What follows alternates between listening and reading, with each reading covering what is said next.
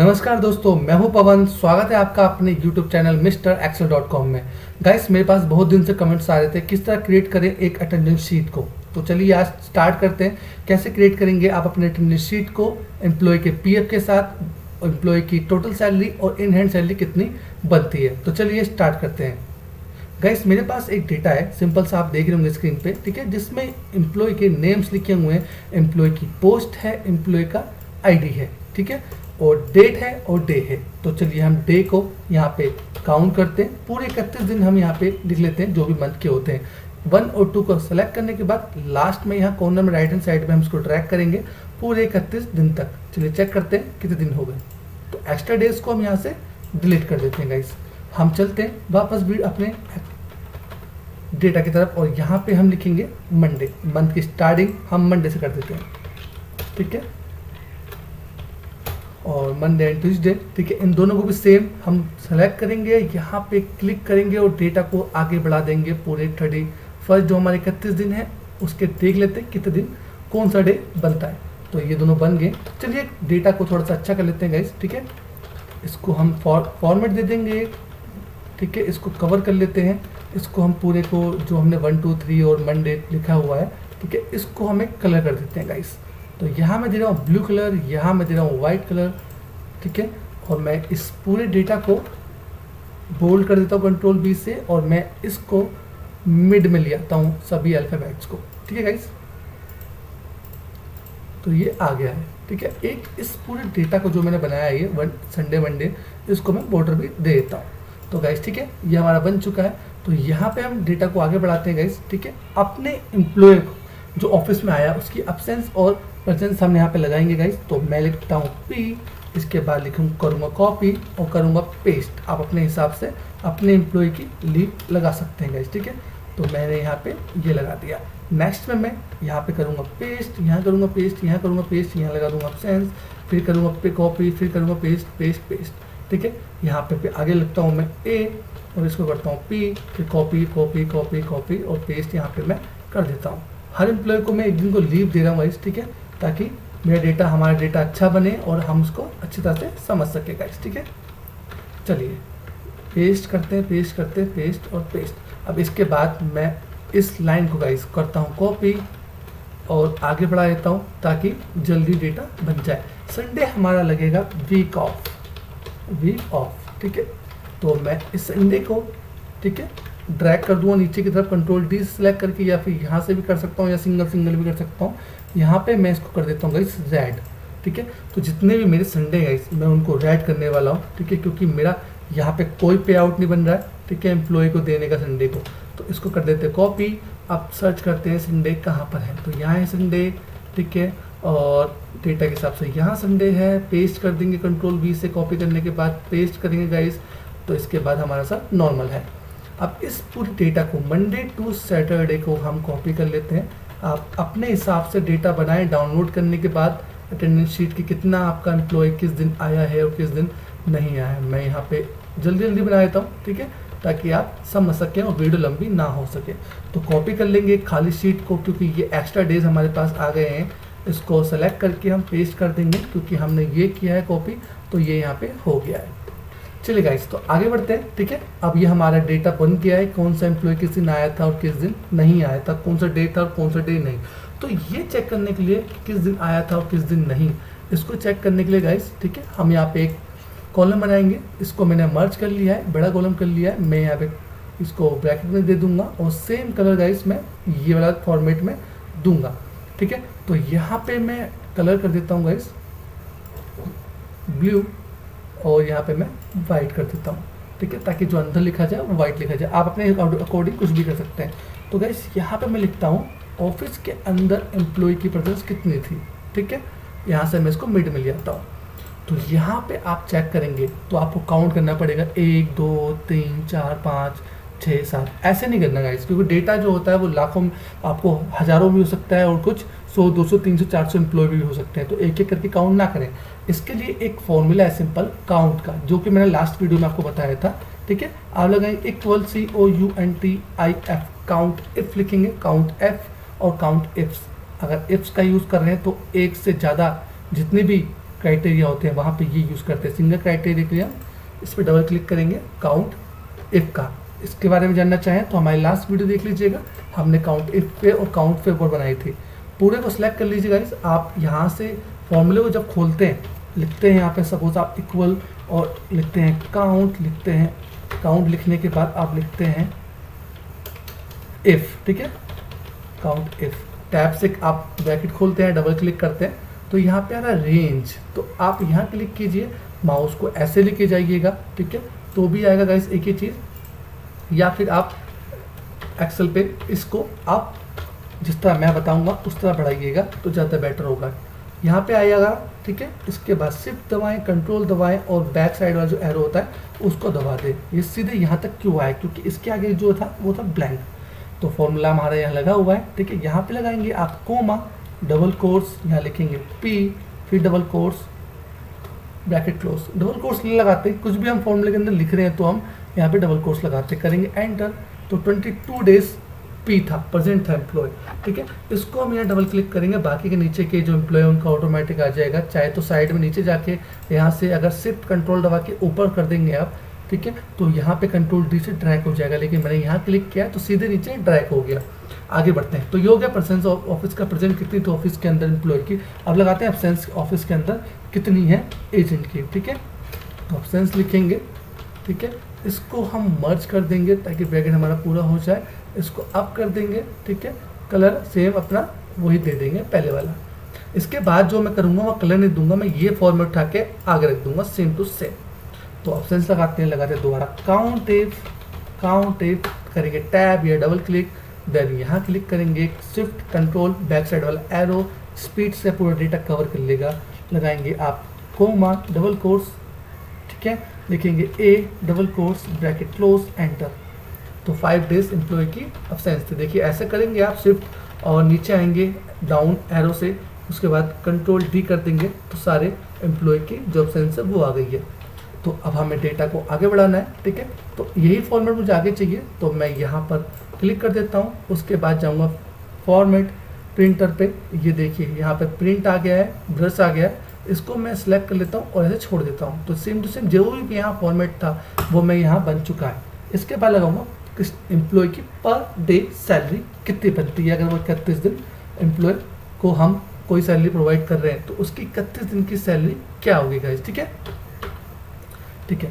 तो per day income, ठीक है, और जो टोटल इनकम एम्प्लॉय की है वो भी मैं यहाँ लिखूंगा बेसिक सैलरी जो एम्प्लॉय की बनती है, ठीक है। तो मर्ज कर देते हैं, यहाँ पे डेटा को हम एक फॉर्मेट दे देंगे, यहाँ लिखेंगे एम्प्लॉय की बेसिक सैलरी। तो मैं पहले बेसिक सैलरी एम्प्लॉय की दे दूँ अपने अकॉर्डिंग 26,500, आप अपने हिसाब से दीजिएगा, ठीक है। 19,500, 18,500, 21,500, 19,800, 22,400 और 16,800। तो ये है एम्प्लॉय की बेसिक सैलरी जो कंपनी प्रोवाइड करती है, ठीक है। अब यहाँ पर डे इनकम एम्प्लॉय की कितनी है, ठीक है। तो यहाँ पे पर डे इनकम के लिए लगाएंगे इक्वल टू, ठीक है, 31 दिन अगर का महीना है तो डिवाइड करेंगे उसकी बेसिक सैलरी से कि बेसिक सैलरी उसकी कितनी है, करेंगे एंटर, ठीक है। या लगाएंगे divide equal to basic salary divided by 31, तो आई 854।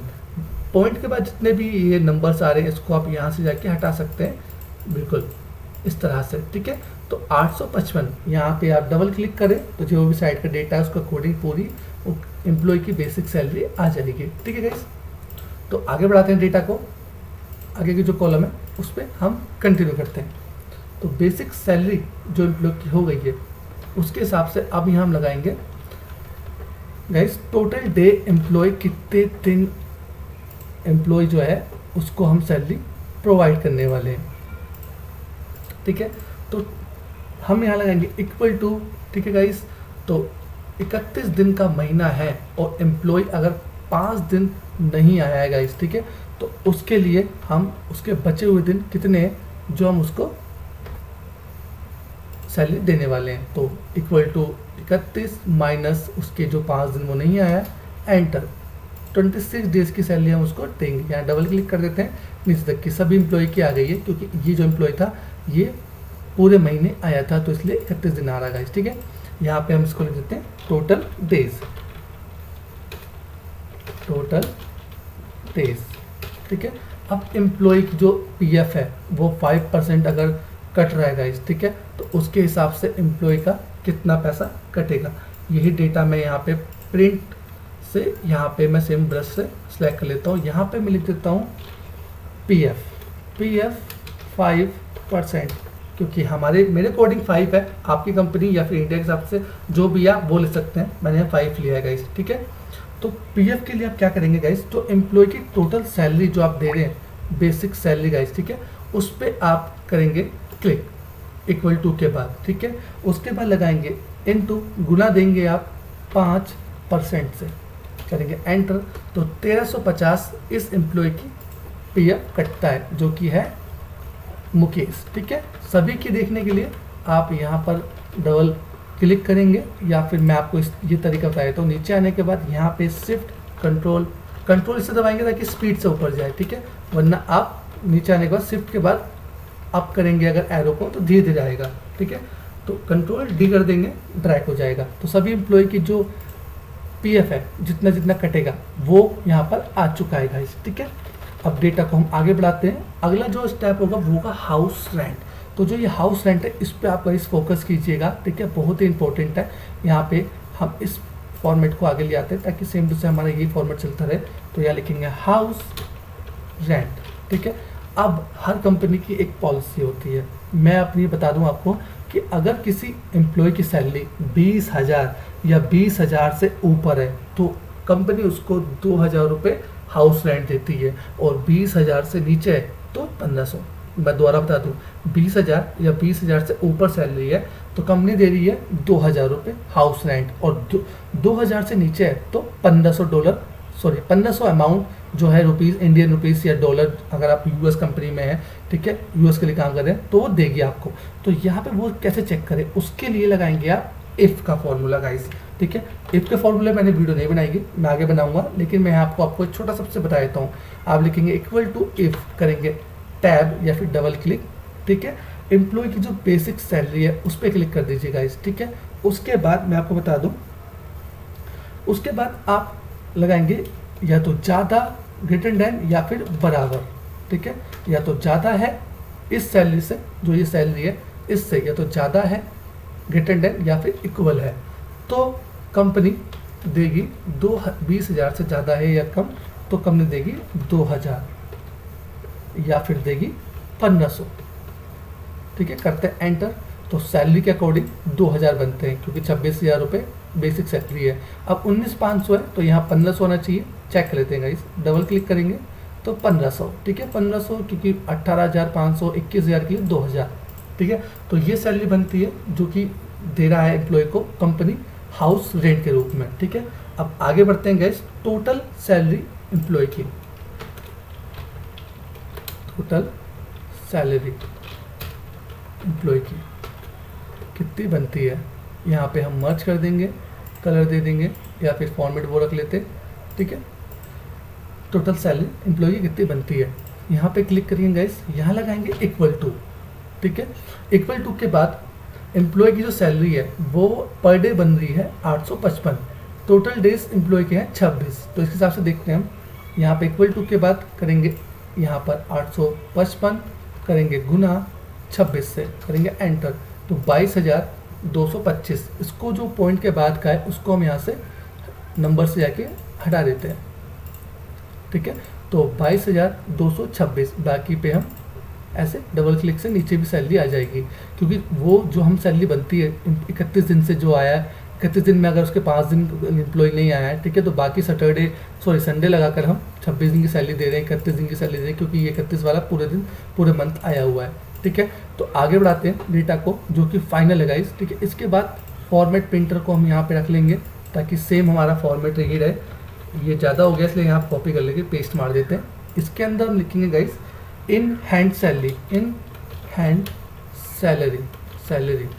ठीक है, तो इन हैंड सैलरी के लिए गाइस अब कैसे काउंट करेंगे इन हैंड सैलरी, लगाएंगे इक्वल टू, ठीक है, लिखेंगे यहाँ पे क्लिक करेंगे जो टोटल सैलरी एम्प्लॉय की बन रही है प्लस उसका जो हाउस रेंट बन रहा है गाइस उस पे ले जाएंगे, करेंगे माइनस किससे, पीएफ से, ठीक है, क्योंकि total salary plus house rent company दे रही है और हाउस इन दोनों के बाद जो भी प्लस होता है उसमें से कट जाता है गाइस ये टोटल जो कि 26,500 थे उसमें से कटा है 1325।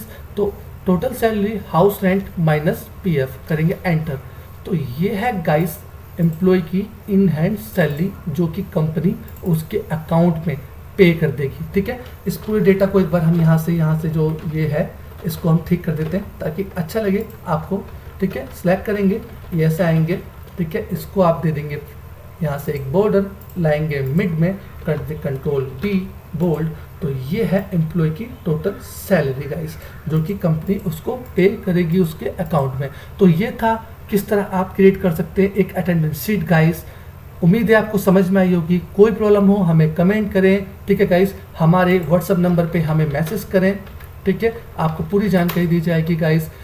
बहुत बहुत धन्यवाद, ठीक है। जय भारत, जय हिंद, नमस्कार गाइस, धन्यवाद।